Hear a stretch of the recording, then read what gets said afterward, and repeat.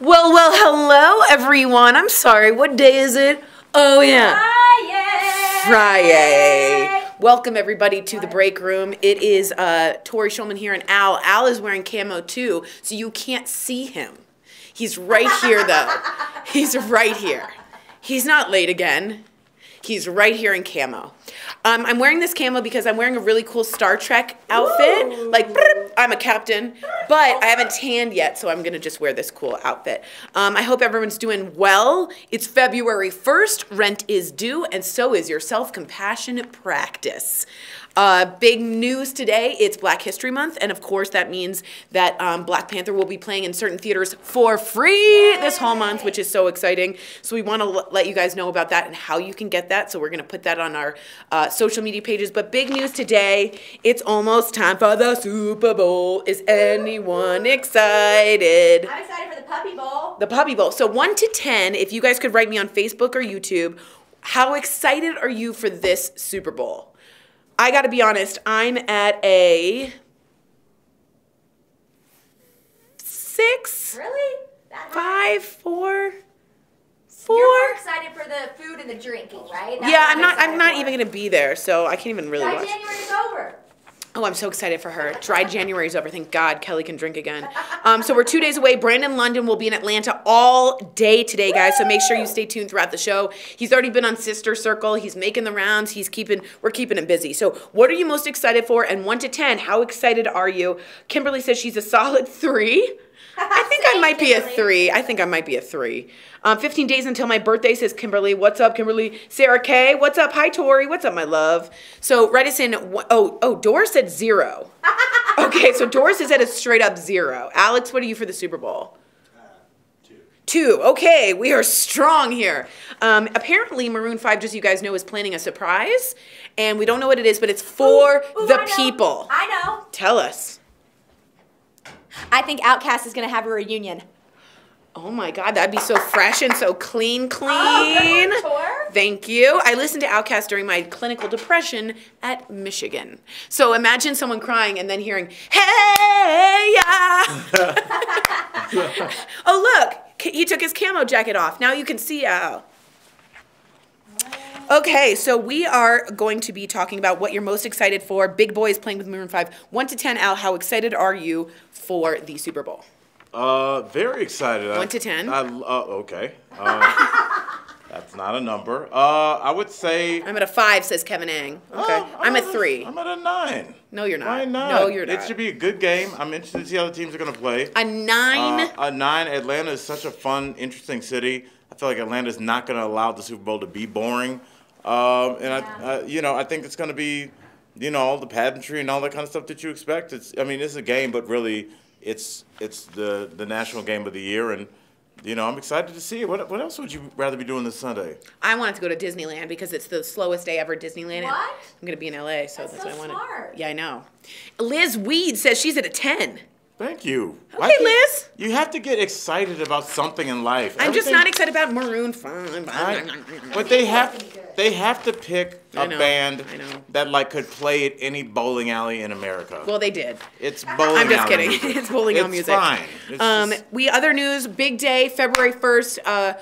Cory Booker, way to start that off, right, announced his presidential run for 2020 presidential election. He did it on the first day of Black History Month, which of course is today. Senator Cory Booker decided to launch it. We have a tweet. We can take a look at that, Leo. A video. Oh yeah. Now the video is him walking around with some lens flares. We're gonna show it. Okay, good. And I'm just letting you know, it looks kind of like a J.J. Abrams, trying to be cool, Pepsi commercial. Right. I don't know if it worked, so I want to hear what you guys think. We're going to play it right here. All right. Are we talking over? Yeah. It's about 2 minutes long, so Oh, good. He does address Trump and the babies. Okay, so well, Tammy Gibson's at a 7. It's a pretty good one. I just think it's like the same thing that we talk about with Thanksgiving. Thanksgiving is really, it breaks down to be like a $12 meal. Okay. It's just turkey and greens and stuff. But you're so excited. But it's a day that we've picked to be special. That's true. Yeah. That's and fair. so it's like, something to be excited it's about. just a football game. Nothing's going to happen. They're not Right, playing with usually I'm more excited. I don't know jetpacks. why. I'm just not excited. I don't know why. Usually I am. I just think it's like, who's going to be your company? I think if you went to the right place and you're around the right people. Well, I'm not going to be I'm going to be flying, so I'm going to be mad. Anyway, we have Stinks the for you. Stinks for you. I'll be there. All right, stop it. Anywho, we have the video of Cory Booker announcing his 2020 run. Let's hit it, Leo. Hit it. Anyway, we have the video. We have Stinks for a you. common pain. All right, but stop we're it. lacking Anywho, we is a have the sense of video of common Cory purpose. Booker announcing his 2020 run. Let's hit it, Leo. Hit it. Anyway, we have America, we the have Stinks for a you. common pain. All right, I stop grew it. up knowing that Anywho, the we have the only way video we of can Cory make Booker change announcing his is when 2020 people run. Let's hit it, come Leo. together. Anyway, we When I have was a the- baby, my parents tried to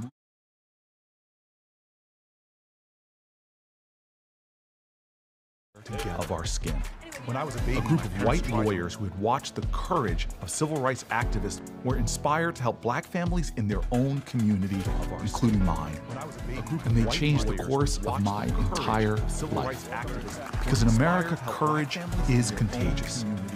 My dad told me, boy, never forget where you came from or how many people had to sacrifice to get you where you are. So over 20 years ago, I moved into the Central Ward of Newark to fight slumlords and help families stay in their homes. I still live there today, and I'm the only senator who goes home to a low-income inner-city community and first community that took a chance on me. I still live there today. We are better when we help each other. The history of our nation is defined by collective action, by interwoven destinies of slaves and abolitionists, of those born here and those who chose America as home, those who took up arms to defend our country, and those who linked arms to challenge and change it. I believe we can build a country where no one is forgotten, no one is left behind, where parents can put food on the table, where there are good-paying jobs with good benefits in every neighborhood, where our criminal justice system keeps us safe instead of shuffling more children into cages and coffins, where we see the faces of our leaders on television and feel pride, not shame. It is not a matter of can we. It's a matter of do we have the collective will, the American will. I believe we do.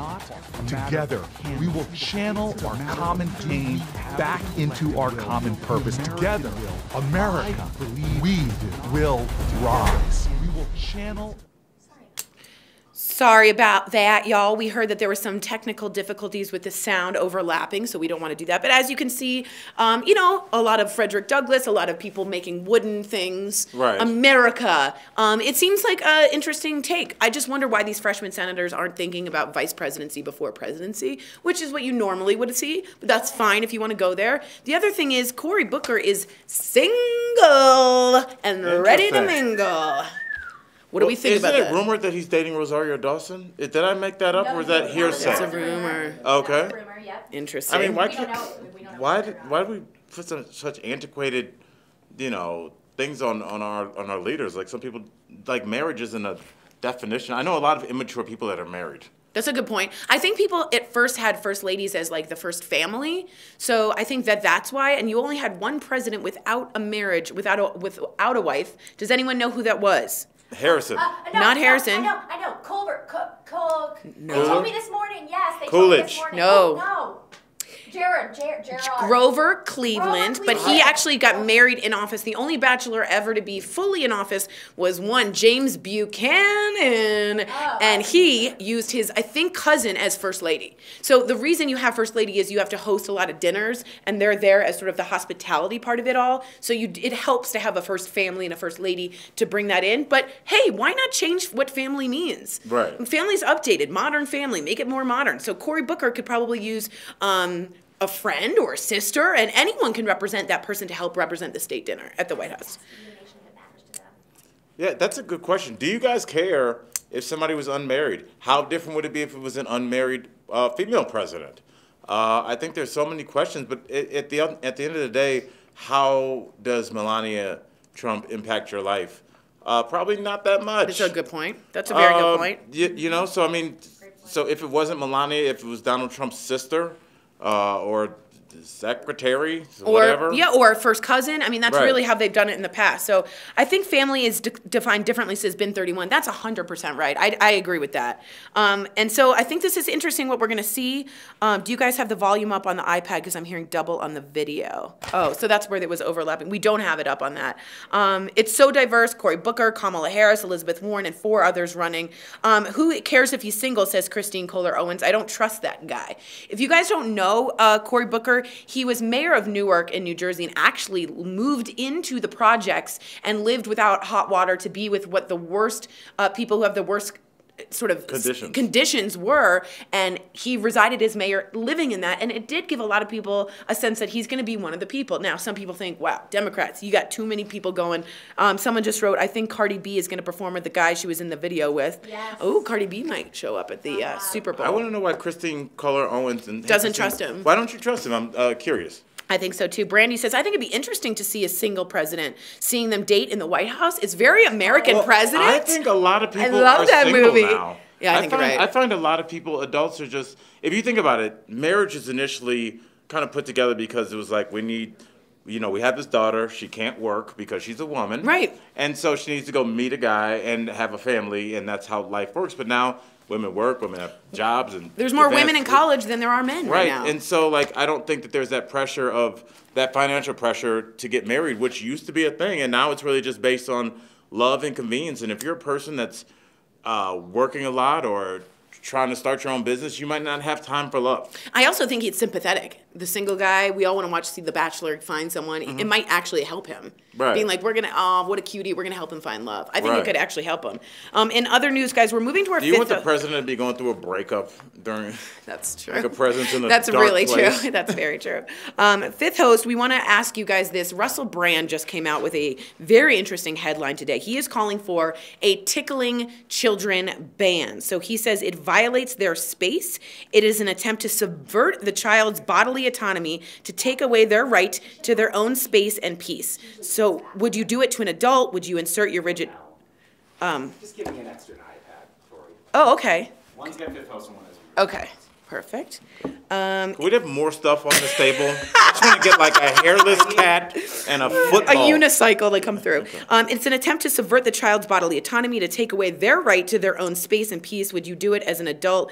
Would you do it to an adult? Would you insert your rigid fingers into their belly or their armpits? Of course not. So does this make you rethink tickling? I have always thought tickling was a little weird.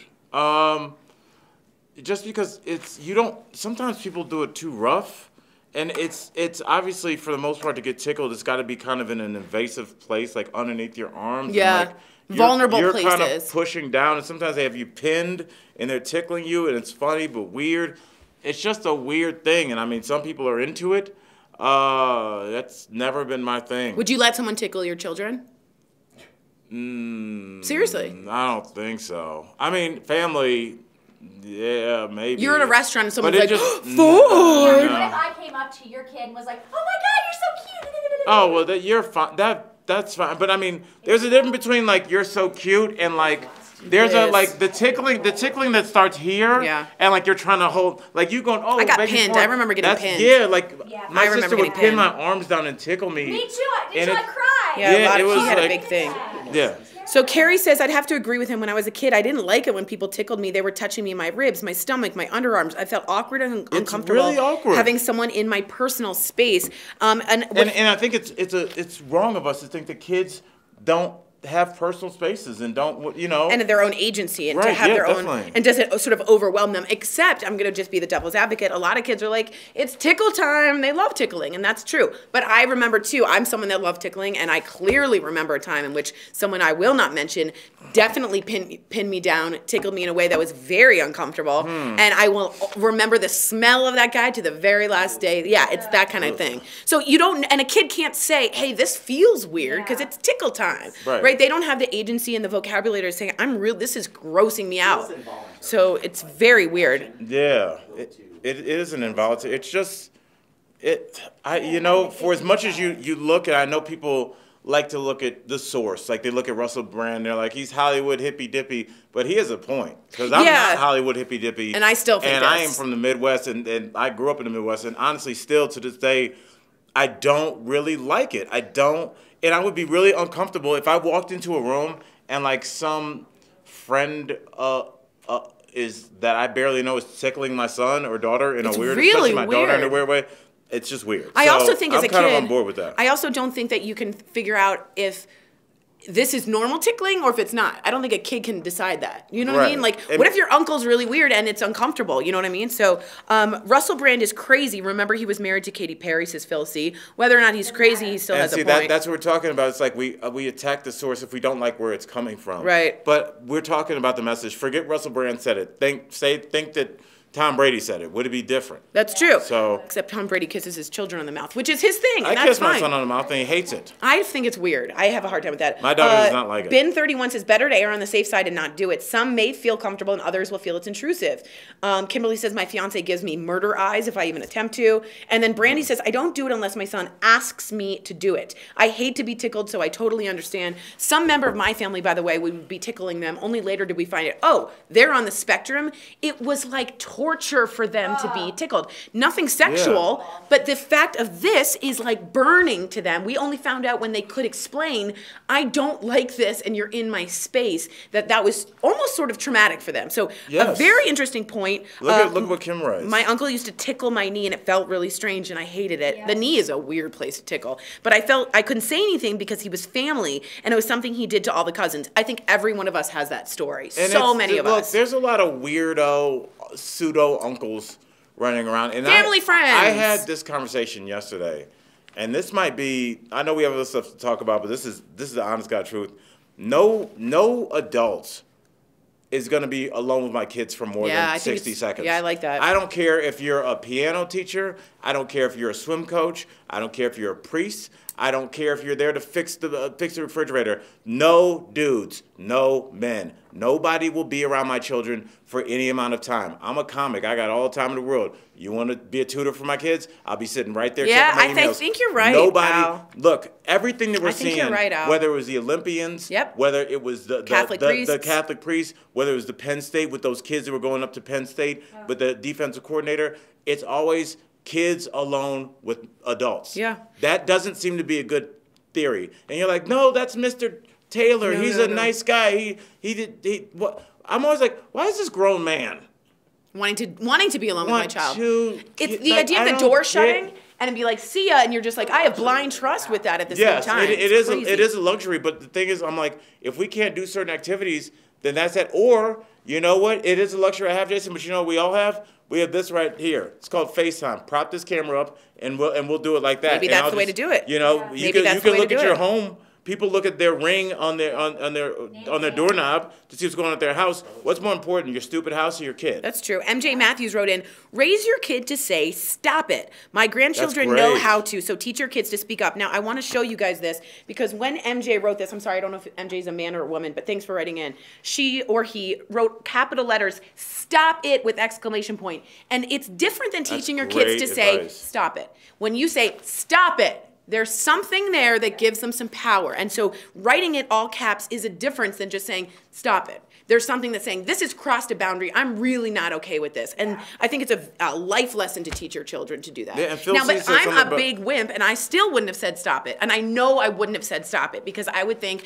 that's adult is going to make me think, I know for a fact I wouldn't have done it. It's also with laughter. When you're giggling through it. It's awkward. There's nothing else you can do. It is, and I understand that Denise Erickson, what's up, girl? She says, I think tickling should be the individual choice of the parents. We're going crazy with bans on everything. I understand that thinking, Denise, because you start to say, like, well, where did all these rules come from? When I was growing up, and probably I'm assuming we're around the same age, when we were growing up, there weren't as many rules. And do you know what happened? Yeah, look what happened. A lot of lines got crossed. Yeah, a lot of people got assaulted. Yes, and so you just didn't hear about it because we didn't, again, have this where people could speak out and say, I was violated by my coach. I was violated by my tutor. So I just want you to understand, like, when we're having these discussions, because it's not how we grew up, it's hard to because you think you're saying something was wrong with the way that you grew up. It wasn't. But we're in a different time, and if we can protect our kids against anything that might be harmful to them, I know you're like, tickling might be, oh, I don't see it as that harm. We have 5 adults in this room that all kind of agree that it was kind of weird. And agree. 5 adults from different backgrounds. That's true. And also remember this in pop culture with kids, we have, and people are bringing this up, tickle me Elmo, tickle me pink. This is a crayon color, so I appreciate that. Think about how much tickling is part of okayness and appropriate with toys, right? Tickle me Elmo, and it's like maybe they're at some point, even though it seems like we're putting bans on everything, we're giving children some more power and let's not and forget, their agency back. Tickle me Elmo guy got banned too. Oh, remember what happened to Tickle Me? Remember what happened to Elmo? Oh, with this Elmo, it's just terrible. So I'm just letting you know, which MJ says again, raise your kids to say stop it. Jeff Lloyd writes in, guys, really, the new generation is killing us. Again, what Al's saying, it's like, I get what you're thinking, but if you were in that position before, you're like, thank God someone's listening to me. Thank God I'm being heard. Because other than that, we're killing you. No, we're saving people. We're literally trying to save children's innocence because it gets messy. Tickling gets messy. So we want to make sure.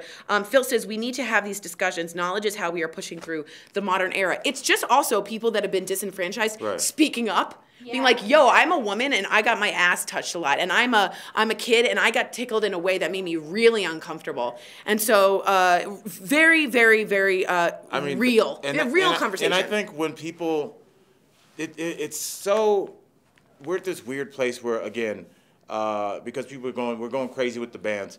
When we talk about even just like the anti-catcalling. Yeah. Remember when that first came out and everybody's like, so I can't tell a woman she's pretty? I think that you need to understand what I saw coming up in middle school, high school, college, post-college, the things that guys would yell we would hear to women. Yes. Hey, girl, come here. Like, just literally grabbing women on the street. Hey, girl, come here. Like, that used to happen all the time. And when somebody says, maybe that's not a good idea, people go, oh, we're just going crazy about everything. We're not. We're talking about your daughter. We're talking about your aunt. The stuff that your grandmother, who you love, had to put up with. We're trying to put a stop to that for future generations because that's not right, dude. A lot of stuff that happened was not okay, and we're trying to fix it. So Diane Cook says, oh my God, why even talk about this crazy mess? So as a female, Diane, write us in. Why is it that this is a mess? Why consider this a mess and not a valid point of discussion over people's body space? And maybe it sounds hippy-dippy, but we're talking about vulnerable spots on your body as a kid when you don't have any power. I think it's something valuable to talk about. So I don't think this is a crazy mess. I think this is something interesting that I think hasn't been discussed. So I think we should rephrase it with that. Frank Wolf says, Super Bowl, he's at a 10.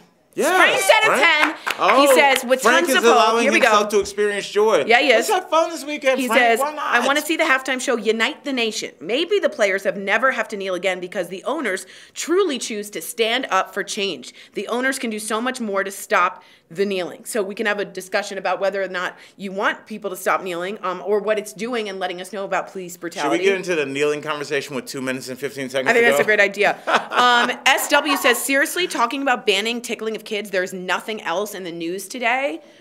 I think this is valuable. I think this is really valuable, and I'm not going to have to explain why we have to talk about it. So we're talking about a lot, SW. We got a lot of stuff to talk about. So it's a matter of respect. What you may think is normal and okay in your family may not be okay with someone else. Quickly, I'll just tell the story. As you know, I worked at Salt and Straw, the ice cream store, and there was a girl, and I'd walk in every day to make myself feel better and hug everybody, right? Because I was like, I hate my life right now. And one girl would always sort of be like this, and I found out later she was transitioning, and she was banding her breasts to be transitioned to a male. And it's uncomfortable to suddenly be hugged every time. So she simply said, hey, just ask permission. It's way cooler. And I thought, my God, what a simple message that changed a lot of my life. Right. So things like that I wouldn't have thought about. You don't know the uphill battles these people are going through. And I would say for me and you, we are touchy-feely people. Very touchy. So I had to, when I started this job at DBL, I had to really check myself about I'm like, oh, we're always Tori, doing what's up, that, right. Yo, we got to. But some people are not with that. Does that mean they don't like me? No. It just means that's how they're wired. So I think we're slowly navigating the murky waters of how to make sure everybody's as comfortable as possible. Because for a long time, a lot of people, when they went to work, they just had a boss that just draped his arm over. Or touched your butt. I'm being honest. I got butt grabbed as Doris did on the dance floor. I'm not going to say, but like when I started my comedy career, they would bring new waitresses into the kitchen area and be like, look at this one's butt, and make her turn around. Yeah, and like it was so normal. It was like, oh, and even the girls it was happening to thought it was hilarious. Oh, yeah. Well, I worked at a restaurant. You know? We would bet what the girls' underwear, the color was every day. The chefs, it's stuff like that's disgusting. Yeah, we want to give you some love, though, and end on a good note. So all of you who are like, why are we talking about this? Well, check this out. We want to give you a look at what's coming up on DBL this month. It's a crazy month. We have love, we have vacations, we have giveaways, we have amazing stories, and we're also all facing our fears, the hosts. It's going to be good. So we're going to show you this promo that Leo has, so you guys get a little sneak peek of what's going on DBL. Take it away. This February, don't miss a day of Daily Blast Live. That's not cool. It's not fair. This is America. Along with the most entertaining, unfiltered talk in daytime. Well, I didn't know you were going to leave with that. I'm like, oh. Whew. We're sitting down with your favorite classic TV stars. Marianne from Gilligan's Island. Potsy from Happy Days. Little House on the Prairie's Bad Girl Nellie. And talk show legend, Sally Jesse Raphael. Thank you. That's a lovely compliment. It's true. Plus, the DBL hosts are facing their fears We're helping you, our viewers, find love. You know you love us. And watch to win some amazing prizes, including a getaway to a stunning Sandals resort. Wow! Awesome! Things are happening every day. This February on DBL.